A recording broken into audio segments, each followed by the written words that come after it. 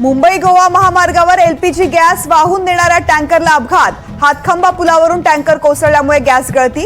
वाणीपेठ गावातील नागरिकांचं सुरक्षित ठिकाणी स्थलांतर। 7 तासांपासून वाहतूक ठप्प।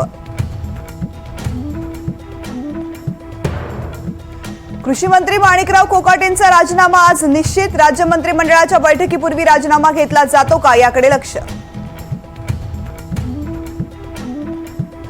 राज्य मंत्रिमंडळाची आज बैठक। संजय शिरसाट यांनी माधुरी मिसळांना लिहिलेल्या पत्राचे पडसाद उमटण्याची शक्यता।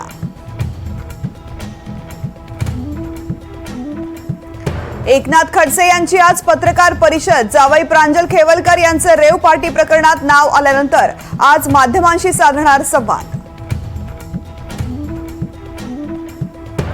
केंद्रीय गृहमंत्री अमित शहा लोकसभेत आज ऑपरेशन सिंदूरवरती बोलणार। पंतप्रधान मोदींचा वेळ अद्याप निश्चित नाही।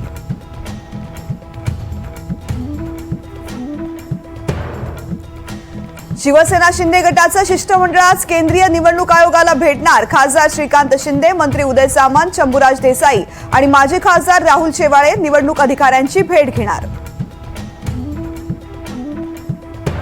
काँग्रेस नेते कैलास गोरंट्याल आणि ज्येष्ठ नेते सुरेश वरपुडकरांचा आज भाजपमध्ये प्रवेश। रवींद्र चव्हाणांच्या उपस्थितीत पक्षप्रवेश।